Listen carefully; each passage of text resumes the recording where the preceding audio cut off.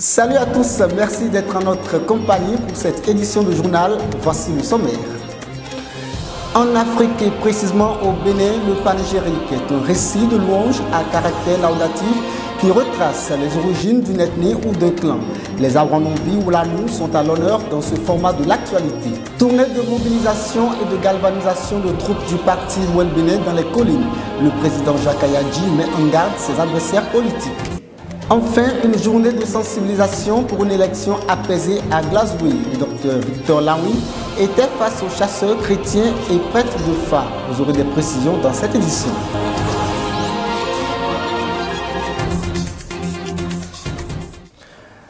Amis internautes, à nouveau bienvenue. Le panégyrique est un discours à la louange d'une personne ou d'une institution.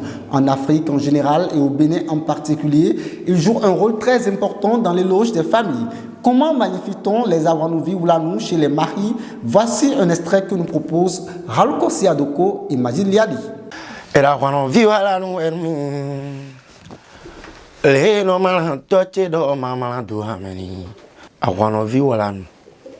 De ato mayon alors pas beaucoup nous vie au fil quoi nous temps au fil check béton te vous tiens nous tovi aïe vous me loco vie vivent locaux ben ça quoi d'aller pas comme moyen et do nous bien ba ça kunja bien de média ba de coupement aïe maçon de bâtir mais tovi nous do aller pas tovi à cogbe te bon fond à quoi ça dit donc beaucoup d'épais.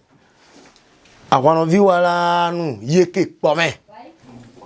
Nteo, mon père est gossin. Dame dans le gossin, o a quoi le fi. Mais mi a le fi ni we. O ka le fi. O gossin mon père le fi. A comme tant kan awanon. Vi wala.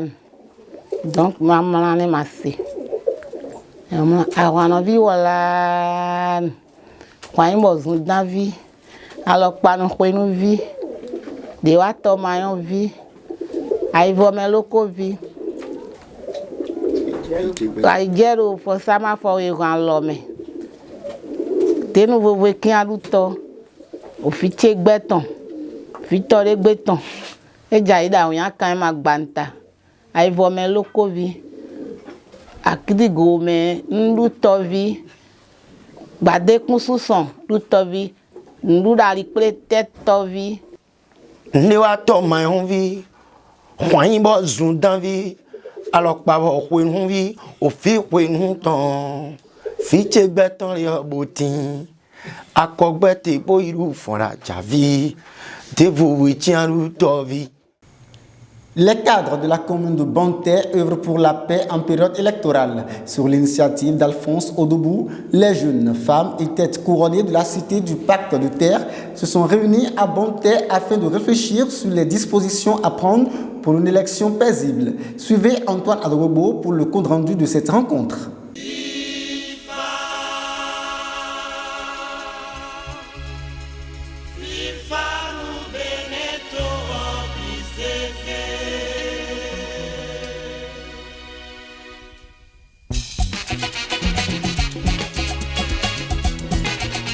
La paix, oui, la paix, n'est pas un vain mot, mais c'est un comportement. Faire régner la paix en période électorale, c'est la préoccupation majeure de la jeunesse de Banté. L'initiative portée par Alphonse Djimbou exige de toutes les forces vives du pacte de terre la culture et la promotion de la paix. Les élections législatives du 8 janvier 2023 sont déjà à nos portes. Donc, il est impérieux de retrousser les manches et de véritablement occuper le terrain pour qu'au soir du scrutin, la commune de Banté élise son propre député à l'Assemblée nationale. Tout ceci ne sera possible que dans la paix, l'unité, la synergie d'action. La paix, oui, la paix, n'est pas un vain mot, mais c'est un comportement, a dit le feu président Houphouët-Boigny. Mais moi j'y ajoute un état d'esprit d'amour mutuel. C'est fort de cela que nous en appelons de tous nos voeux la conscience de tous les fils et filles de Banté. Par ailleurs, décernons un satisfecit au préfet du département des Collines pour son engagement à la préservation de la paix et à sa consolidation dans la commune de Bandé. Conscient des dégâts causés par les actes de violence lors des dernières élections, jeunes leaders d'opinion et politique s'engagent à militer pour faire de Bandé un havre de paix. Nos jeunes, nous prenons l'engagement ferme d'observer des comportements de paix avant, pendant et après les élections législatives de 2023. Car nous sommes liés par le pacte de terre et personne n'a intérêt à trahir ce pacte. Nous implorons le Dieu Tout-Puissant à veiller sur la commune de Bandé afin que les campagnes électorales et les élections s'accomplissent dans un brassage total, dans la convivialité et une acceptation réciproque. C'est une initiative noble. Parce que vous voyez, comme vous l'avez constaté aujourd'hui, c'est ce que nous avons tant souhaité. Nous n'avons pas voulu la division au sein du bloc républicain, que nous ayons une synergie d'action, que tous les leaders là convergent leurs actions pour que véritablement le développement de la commune de Bandé s'amorce. Femmes, jeunes, têtes couronnées, sages et leaders politiques ont répondu présents à ce rendez-vous de la paix en période électorale. Ils ont marqué leur accord pour faire du 8 janvier 2023, jour du scrutin législatif, une occasion de fête.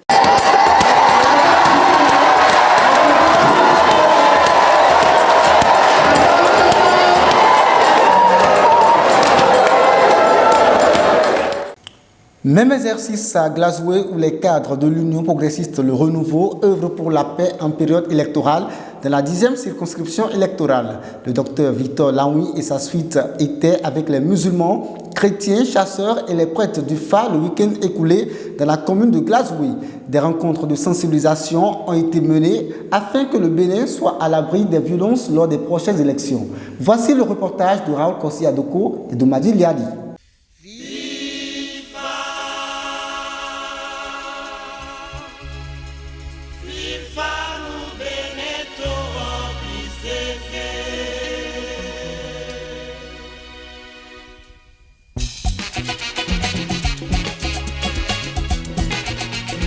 L'élément essentiel pour nous, c'est la paix. Et la paix est un élément fondamental même du développement spirituel, même du développement économique et du développement social. Et l'objectif est clair, faire rayer la paix en période électorale. C'est la principale motivation de ce rassemblement porté par des leaders politiques de l'Union progressiste Le Renouveau, dont le docteur Victor Laoui, le directeur général Francis Tchepo, Franck Yabi et Ignace Djogwede. Ils ont rencontré les musulmans, les chrétiens, les chasseurs et les prêtres de Fa dans la journée de ce samedi 1er octobre 2022 à Glasgow. Au bout de leurs lèvres, la culture de la paix en temps de fièvre électorale. Pour une élection apaisée, il faut que nous, acteurs politiques de la commune de Glasgow, nous vous appelons. Parce que nous sommes conscients que votre parole atteigne les esprits. Lorsque vous parlez au cours de vos prêches, nous sommes conscients que les fidèles vous écoutent, peut-être mieux que nous. Nous voulons implorer votre indulgence pour que chaque vendredi ou les vendredis qui vont suivre, puisque c'est le grand regroupement, vous puissiez passer cette information de plus jamais ça dans la commune de Glasgow.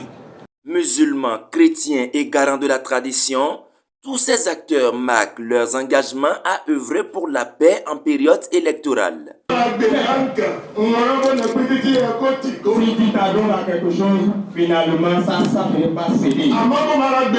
Mais lorsque tu t'adonnes à Dieu, tu t'adonnes à Allah, Dieu ne te laisse jamais. À tout moment où on va parler de la sécurité, on doit se mobiliser pour qu'ensemble on puisse s'entendre et ne plus vivre les événements de 2019. Nous avons beaucoup de choses à faire. Et lorsque on est dans un pays sous-développé, on doit se concentrer nécessairement sur le développement.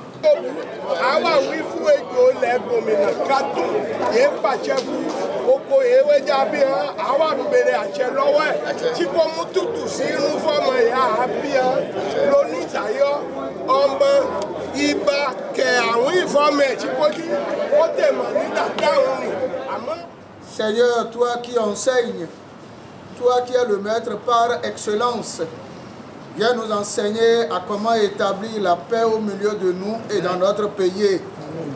Après avoir constaté l'intérêt que les acteurs rencontrés portent à la question de la paix, les initiateurs de ces séances de sensibilisation espèrent des moments de fête aux prochaines joutes électorales. Il va être question pour eux, à chaque fois qu'il est question de prêche ou de prière et autres, dans les églises, dans les mosquées et autres, qu'ils puissent toujours faire allusion, qu'ils puissent toujours faire un feedback sur cet aspect, afin de nous aider à maîtriser complètement la situation, mieux que par ce que nous avons vécu en 2021.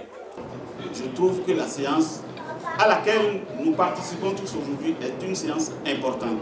Et ça ne doit pas s'arrêter aujourd'hui. Je vous invite à continuer la prière, à parler à Dieu pour que jamais, à jamais, que cette affaire d'insécurité ne se reproduise plus. Dans notre circonscription en particulier et au Bénin en général. Nous avons constaté qu'ils sont engagés à éradiquer la rage de guerre, à éradiquer tout ce qui va entraver la paix dans notre localité. Après ces séances de sensibilisation, les leaders d'opinion doivent relayer les messages reçus à la base.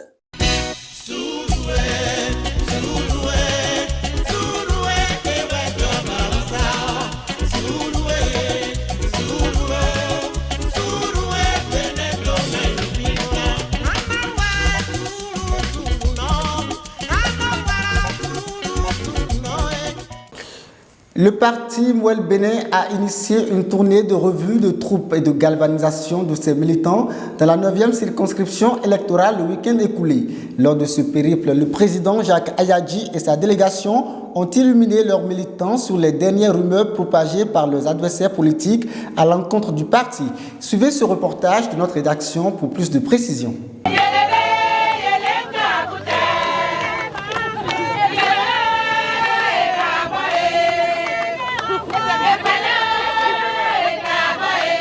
Le bureau politique national de Mouel Bénin fait la revue de sa troupe politique de la 9e circonscription électorale.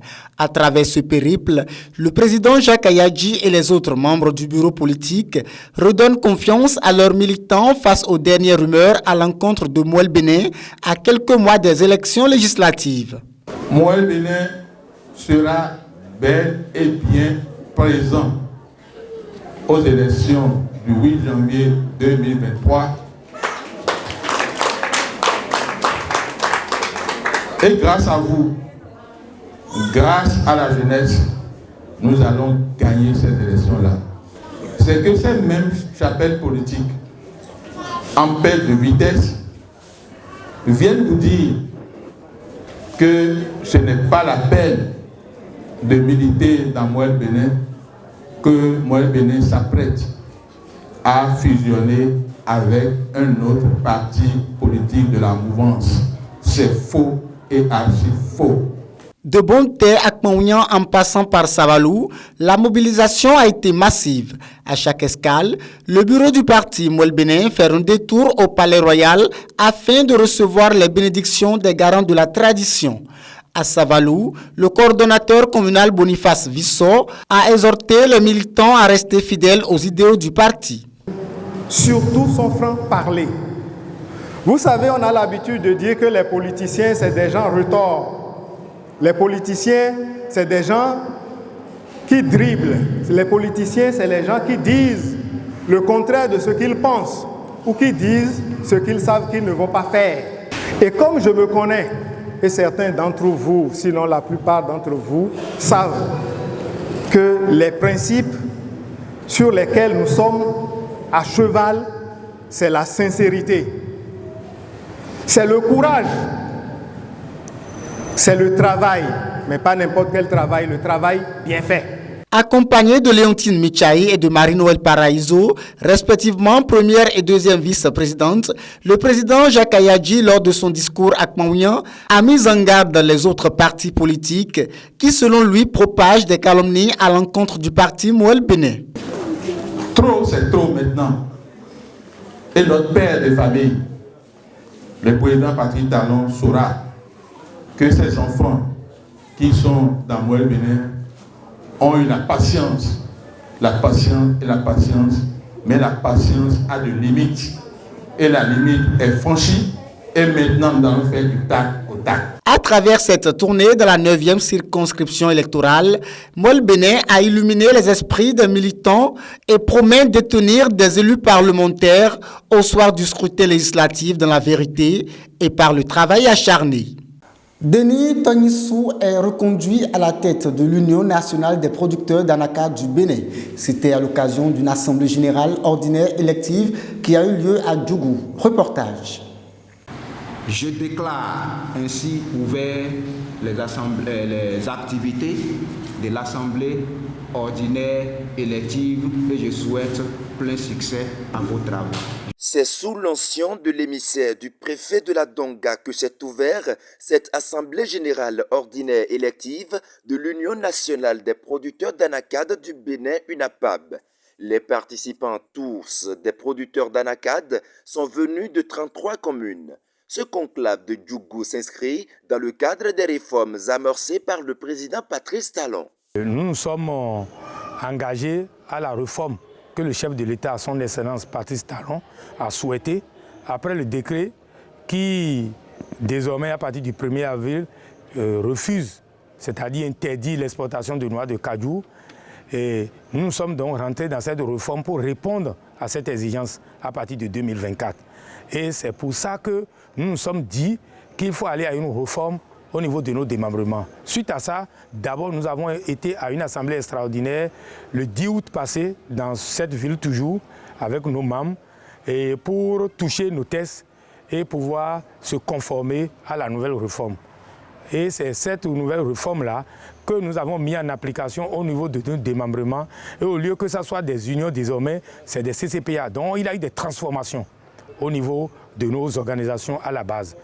C'est des transformations qu'il y a eu. Donc les UCPA sont devenus les CCPA. Et à partir de cet instant, pour aller donc parler de UNAPAB désormais, il faut aller à une conformité. Et c'est cette conformité, comme nous avons déjà fait 3 ans, et nous avons fait cette conformité pour profiter et faire en même temps les élections pour voir les nouveaux dirigeants. Et nous avons procédé donc au renouvellement de la nouvelle équipe. À l'occasion de cette rencontre statutaire, le président en exercice de l'Union, Denis Tognissou, a présenté le bilan de ses activités. La rigueur et le professionnalisme qui caractérisent sa gestion ont rassuré les membres de l'Union qui lui ont renouvelé son mandat. Un mandat de défi, annonce le président réélu. Nous sommes là pour aider les producteurs, nous sommes là à les aider à sensibiliser pour la vente groupée. Parce que lorsque vous vendez en groupe, vous trouvez un bon marché et c'est un marché rémunérateur et tout le monde est satisfait. Au Bénin, l'agriculture fait partie des filières prioritaires du président Patrice Talon. Le représentant de l'autorité préfectorale a saisi cette tribune pour adresser un message à la jeunesse. Le Bénin est un pays agricole. Je nous prie, je profite de cette occasion pour profiter et parler à nos jeunes pour qu'on puisse correctement s'orienter vers les secteurs agricoles. Les bureaux ne payent plus aujourd'hui. L'agriculture est le secteur phare de notre développement. Le nouveau bureau est composé de 11 membres et est élu pour un mandat de 5 ans. C'est la fin de cette édition du journal. Merci de nous avoir suivis et surtout restez toujours câblés sur Haob TV.